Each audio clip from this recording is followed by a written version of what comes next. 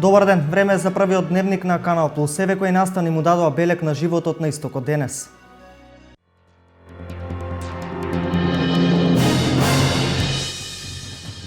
Отворена првата државна кардиохирургија во рамки на клиничкиот центар Мајка Тереза во Скопје, каде меѓу другото ќе се прави и трансплантација на срце.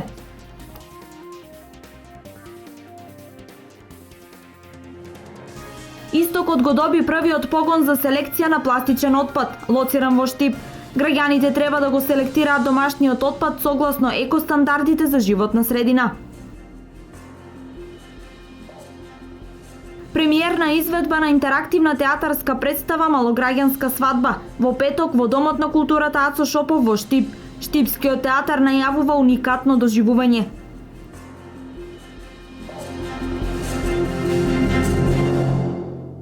Во рамки на клиничкиот центар Мајка Тереза од денес започна со работа првата државна кардиохирургија со инвестиција вредна 140 милиони денари. Операционите сали се опремени со најсовремена опрема. Првите операции се закажани за 2 недели.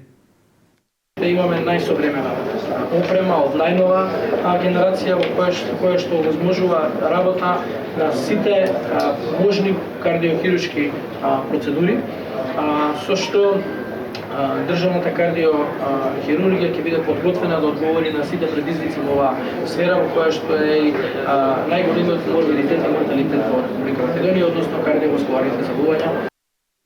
Од денес стапи на сила владината мерка за откуп на стаж. Пресметките на Министерството за труд и социјална политика се дека на месечна основа сумата која би требало да биде платена за еден месец изнесува околу 2800 денари. Се цени дека за наредните 3 до 5 години ќе има најмногу до 2000 пензионери кои ќе искористат оваа мерка.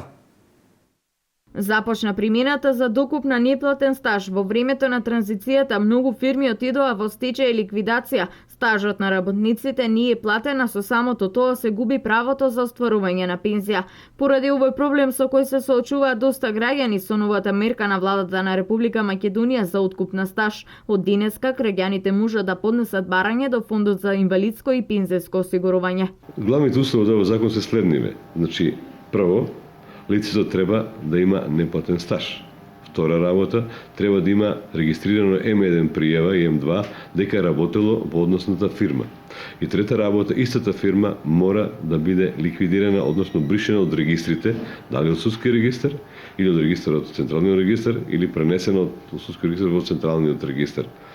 Сета оваа работа ќе врши Фондот за пензијско осигурување. Странката само ќе поднесе апликација, ќе наведе за кој период се работи неплатениот придонес и каде. Неплатениот придонес за кој може да се врши откуп се однесува за периодот до 31.12.2008 година. Значи тоа е година последна година, која што важеше претходниот начин на плаќање на придонесе, значи посебно придонес за пензијско осигурување, посебно за здравство и така натаму. Според проценките, околу 2000 пензионери во наредните 5 години би требало да поднесат барање за откуп на стаж. Сумата која што треба да ја платат ќе изнесува околу 2800 денари месечно, која ќе ја плаќаат во рок од 12 месеци. А од неодамна работниците можат преку електронски пристап со издавање шифри од подрачните единици на Фондот за пензијско и инвалидско осигурување да ја следат состојбата околу плаќањето на стажот.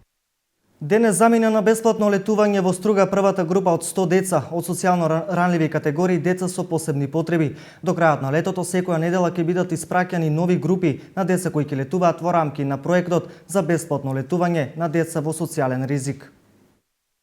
Среќен пат и убав одмор денес министерот за труд и социјална политика Диме Спасов им посака на децата кои заминаа на летување во одмаралиштето Мајски цвет во Струга. Првата група од социјално ранливите категории, деца со посебни потреби, тргна од Скопје и Куманово. Секоја недела на летување ќе биде испратена нова група. Вкупно оваа услуга искористија над 9000 дечиња, што е значителна поволност на над 9000 семејства кои што се во социјален ризик, кои што примаат социјална парична помош, постојана парична помош или пак детски додаток. Меѓутоа исто така оваа поволност важи и за децата со пречки во развојот, како и за децата без родители и родителска грижа. Со проектот на летен одмор се испраќаат 2000 деца. За реализација на проектот се обезбедени средства од буџетот во висина од 8 милиони денари. Децата се пресрекни и се дружат без разлика на нивната социјална категорија. Не се чувствуваат отфрлени, ја гледаат позитивната страна и се социјализираат едни со други, вели еден од родителите. Ќе организираме голем број рекреативни и едукативни сесии, а заедно со спасителите од Црвениот крст во Струга ќе се грижиме за нивната безбедност на плажа, рече Тунева Пауновска и додаде дека секоја година се подобри во организирањето на летувањето на овие деца. Пријавувањето за летување заврши. Во Штип досега се пријавиле 37 дечиња. Источна Македонија го доби првиот погон за селекција на пластичен отпад, лоциран во Штип. Исар ќе ги едуцира граѓаните да го селектираат домашниот отпад согласно екостандардите за чиста животна средина. Погонот во Штип може да преработува 1 тон пластичен отпад. Оно што Европа го бара од Македонија во делот на секундарниот отпад, од денес во еден сегмент почна да се применува во Штипското комунално предпријатие Исар. На пригоден начин беше предаден во употреба погон за селекција и преработка на 5 амбалажа со капацитет од 1 тон дневно. Капацитетот е околу 1 тон. Може дневно да... Едната е транспортна лента, втората машина е прес. На транспортната лента се врши селекцијата на отпадот, додека пак на пресата се врши пресувањето и балирањето на отпадот, на пластичниот отпад. Јавното предпријатие ќе ги мобилизира сите потенцијали со цел успешно реализирање на овој проект, кој во иднина треба да се надоградува. Се надевам дека овој мини погон ќе прерасне во поголем погон, така да и ќе се развие свеста на нашите граѓани да почнат да го селектираат отпадот, така да ние веќе ќе работиме на еден проект кој ќе ги посетуваме сите домови, волонтери ќе ги посетуваат сите домови, се со цел за да стекнеме и да ги поттикнеме нашите граѓани да почнат да го селектираат отпадот. Во развиениот свет, собирањето, селекцијата и рециклажата на секундарниот отпад представува начин на живот, кој се стекнува од најмала возраст. Која е целта на отворањето на Штипскиот погон? Целта ни е со преработката на отпадот, прво да што помалку отпад заврши на нашата депонија. Втората работа е да нашиот град го направиме максимално чист, онакако што ние бараме. И секако дека она што е корисно со рециклирањето ќе донесе приход на јавното предпријатие. Пораката до ЈП Исар им честитам за успехот, но и порачувам да секој денар од овде го реинвестираат повторно во нови машини, да го зголеме бројот на вработените и на крајот и многу лица да си најдат екзистенција во овој погон. Отворањето на погонот за селекција на отпадот е плод на соработката меѓу јавното предпријатие Исар, општина Штип, Пакомак и Петреп од Штип. Вредноста на опремата изнесува над 40.000 евра, сопствени средства на Исар. Градинките во регионот се соочуваат со недостиг на простор за сите деца. Посебно изразен е проблемот во штипските градинки, каде има долга листа на чекање, но сепак децата се квалитетно згрижени, велат од градинките.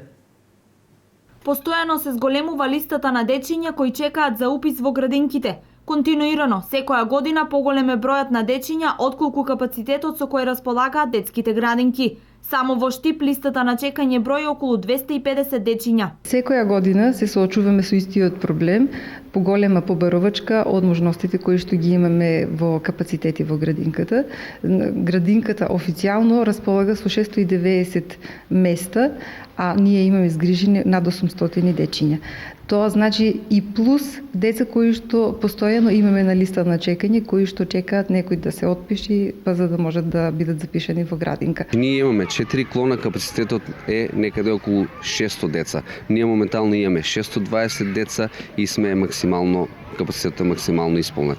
Радува фактот што секоја година се зголемува бројот на дечиња, но како всушност се справуваат со овој проблем надлежните, бидејќи досега нови градинки добија само карбин-скотаренци и виничка истибања. Се надеваме дека ќе смогнат сите сили заеднички да се направи нов објект или барем проширување на нашите објекти, заради тоа што навистина интересот е голем, потребата за згрижување е голема, а капацитетот е толков колков што е. Услови за проширување односно доградба на нашите објекти има во клонот Развигорче, односно позади во населбата Автокоманда и ги презимаме потребни чекори, односно изработка на елаборати. Пријавувањето на дечињата е во текот на целата година, а официјалното запишување со потребните документи е од 20 август до 1 септември. Донесување на пријава за запишување од развојно советовалиште во здравствениот дом Панче Караѓозов, фотокопија од извод и наши интерни документи кои што задолжително треба да се пополнат. Интересот е најголем за најмалата група на дечиња од 8-месечна возраст, така наречена јасли, бидејќи овие деца се запишуваат по завршување на породилното отсуство на мајката.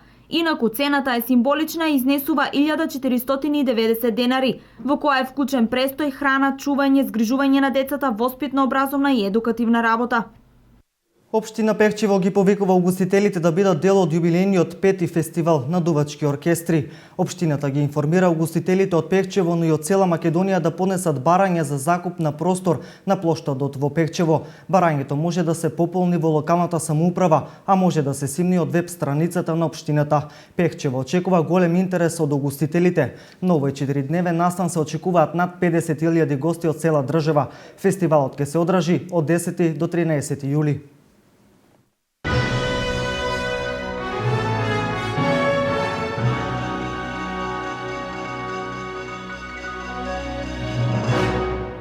Петок на сцената на Домот на културата во Штип премиерно изведена ќе биде представата Малограѓанска свадба во изведба на Штипскиот театар. Представата е интерактивна, а публиката ја очекува единствено доживување, велат од театарот во Штип. Малограѓанска свадба е дело на Бертолд Брехт, модифицирано од дел од штипските актери, кои заедно со режисерот Никола Ристов неодамна беа вработени во Националната установа Центар за култура Ацо Шопов. Она што е интересно е дека представата ќе биде камерна, односно и актерите и публиката ќе се наоѓаат на сцената. Бидејќи сцената во театарот е многу мала, режисерот даде предлог да представата биде на сцената на Центарот за култура, што значи дека ова представа секогаш тука ќе се игра. Режисерот Никола Ристов истакна дека е задоволен од процесот на подготовка на представата, која се занимава со малограѓанските суштини на секој од нас. Ќе биде нестандардна и интерактивна со публиката. Представата е многу силна, зборувам како енергетски многу силна направена, значи ќе минува многу брзо, многу како ураган, така си ја крстивме. Но во исто време дозволува една соработка со публиката, каде што публиката овде ќе биде многу силно вклучена во самата представа и ќе биде дел од самата представа. Тоа нормално зависи од секој во публиката како ќе сака да реагира на одредени настани, но ние сме овде да ги испровоцираме. Еден од повозрастните актери кои има настапувано во повеќе представи на сцената на Штипскиот театар, Миле Вратеовски, ќе глуми и во Малограѓанска свадба. Покрај задоволството што работел со режисерот Ристов, истакна дека му било и задоволство да работи на дело на Бертолд Брехт. И раскршува табуата и раскршува тие некои театарски стандарди за тоа како една представа се работи. Ние работевме по обратниот процес на тие некои класични стандарди на театарско работење. Од друга страна, на Виктор Арев ова му е прво соочување со Брехт, а втора соработка со Ристов. Арев кажа повеќе за неговиот лик во представата Хајнс Милнер. Тој е човек што има една единствена задача во целава ситуација да си помине најубаво што може. Сега позади сето тоа, позади неговиот лик и позади насмевките и позади сета она добрина што ја нуди, се крие една друг карактер, друга особина на ликот што не би сакал да ја открием сега. Тоа ќе дојдете да го видите на представата. Шлагвордот за премиерата го даде Евтим Трајчов Георски, кој го глуми младоженецот во представата Малограѓанска свадба. Ќе има влегување во ликови, излегување од ликови, ќе има сонгови кои што ќе бидат надвор од ликовите, од надвор од представата, ќе има целосна разоткривање на тоа што значи свадба и на тоа што значи една толпа народ кој што се собрале за една убава цел, за на крајот да се дојде до сликата која што ќе го покаже нели малограѓанштината или она што е најлошото, најзлобното во нас. Првата реприза на представата Малограѓанска свадба ќе биде на 30 јуни, а во текот на наредниот месец на 7, 9 и 15 јули. Цената на билетот е 200 денари.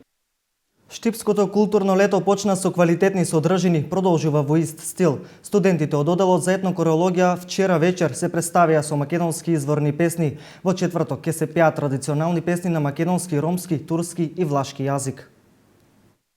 Временските прилики синоќа им одеа во прилог на студентите на одделот за етнокореологија при Факултетот за музичка уметност, кои на платото пред факултетот одржаа прекрасен концерт исполнет со звуците на македонската традиционална музика.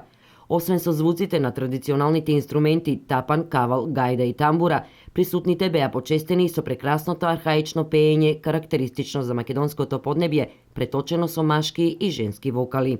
Репертоарот беше имаше повеќе жанри, значи хумористични, вака свадбарски, обредни песни кои што на некој начин го прават овој македонски народ да биде поразличен од оние околу нас и секако, како што каже градоначалникот, живата традиција е она која што нашата историја ја задржала до денес, можеби не била запишана во книги или во документи, меѓутоа народот успеал да зачува од колено на колено, пренесувајќи од постарите на помладите.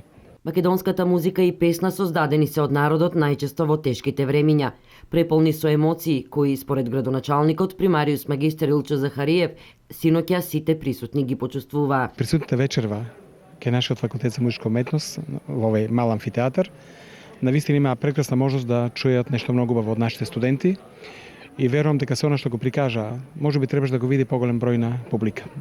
Но тоа ќе биде во некоја друга и следна прилика. Мислам дека Штипско културно лето без овие деца ќе беше многу посиромашно.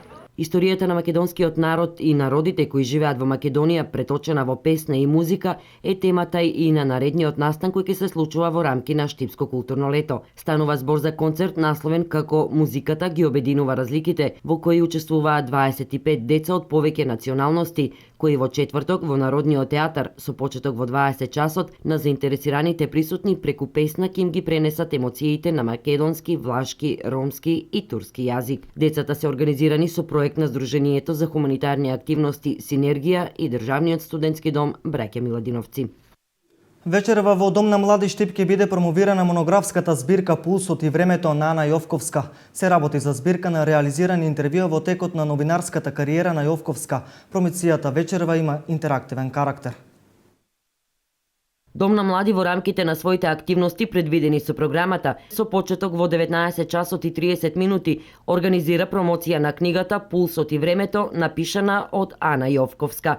Позната на јавноста како новинар, ТВ водител, активист и хуманист, Јовковска како писател се представува со монографска збирка од реализирани интервјуа во текот на нејзината новинарска кариера. Освен со интервјуа, книгата на младата Јовковска изобилува и со доста фотографии и биографии на околу 50 интервјуирани личности во една од нејзините емисии. Промоцијата ќе биде со интерактивен карактер, односно заинтересираните кои ќе присуствуваат во Дом на млади ќе може да и поставуваат и прашања на писателката.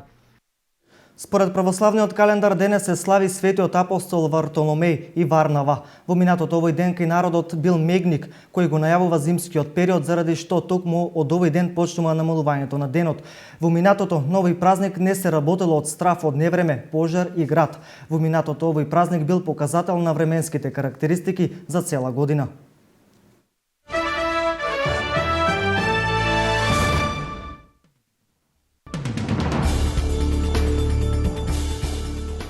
Девојче бомба вчера во северна Нигерија уби 16 лица. 12-годишното девојче ја активирало бомбата на пазарот во селото Вагер во државата Јобе. Девојчето на пазарот пристигнало со моторцикл, пошто пешке отишло до неголемата толпа луѓе, каде што ја активирало бомбата. За сега никој не ја презеде одговорноста за нападите, но властите се сомниваат во исламистичката терористичка група Боко Харам.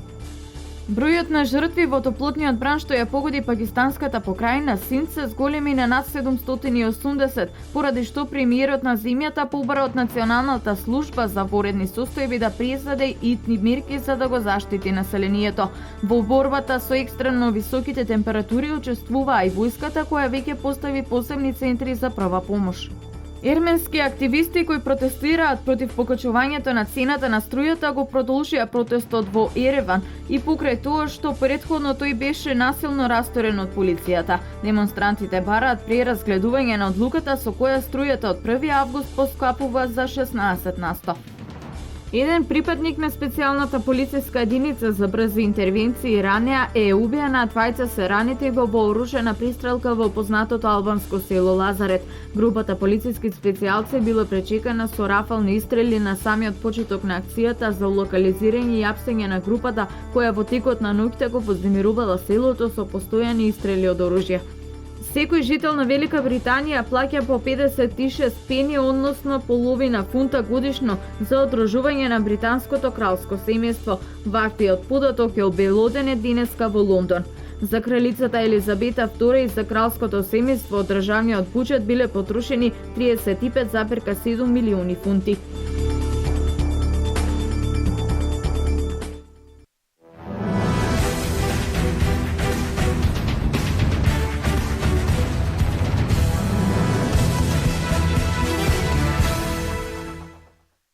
Со официјалното фотографирање започна и официјалната програма на кампот Кирил Лазаров 7, кој се одржува во Охрид. Сите тренери поднапред предвидената програма го започнаа еднонеделното дружење со ракометните таленти од државата и околината.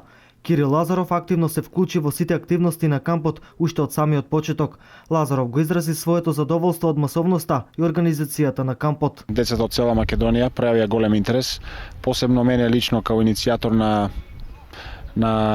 овој проект ми е драго што имаме деца од цела Македонија. Значи не постои град каде што нема пројавено интерес за да се учествува на овој камп. Мене ми е жал за оние деца што ги одбевме, затоа што и вака пречекоривме една бројка која имавме предвидено за почеток на овој камп. Меѓутоа се надеваме дека ќе дојдеме, дека ќе има разбирање и дека во наредните години ќе растеме како камп и ќе пробаме да ги примеме сите можни заинтересирани. Како што кажав, посебно е задоволството што имаме од сите делови на Македонија, од источна, од западна, од делови каде што не е развиен ракометот како игра, меѓутоа ние сме спортска нација, ракометна нација и јас се надевам дека јас лично и со мојот тим што е составен ќе направиме све во овие 7 дена да створиме уште поголема база и да Македонија како ракометна, како спортска нација да не се грижи за нејзината иднина.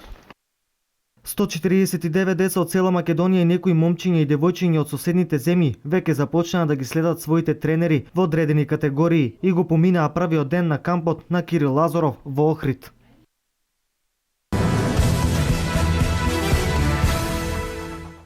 Младинските категории на фудбалскиот клуб Брегалница од Делчево заминаа за Дојран, каде што ќе бидат дел од неколкудневните подготовки за следната сезона, период во кој околу 60 дечиња ќе можат да ги надоградуваат тајните на фудбалот, а сето тоа преку тренинг и контролни надпревари, забава и дружење на прекрасните терени на фудбалското школо и статов во Дојран. Имаме дечиња околу 60 дни секојдневно тренираме, така да сега ни заврши првенството, се спреаме, одиме на 7-дневни припреми во Дојран, каде што секоја година одржуваме тамо припреми за сите генерации.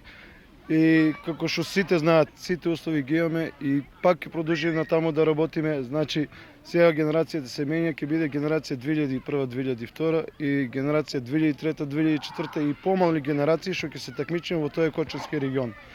Кампот на младите надежи на фудбалскиот клуб Брегалница од Делчево доаѓа како награда за генерацијата 2000-2001, фудбалери кои во изминатата надпреварувачка сезона во детската фудбалска лига за Кочанскиот регион без конкуренција го освоија првото место. Инаку на дечињата покрај фудбалот, приоритет ќе им биде и сончањето на новата градска плажа во Дојран.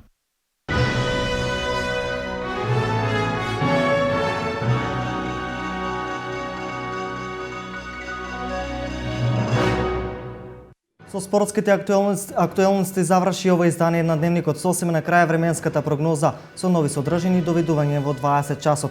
Имајте пријатно попладне со програмата на Канал Плюс.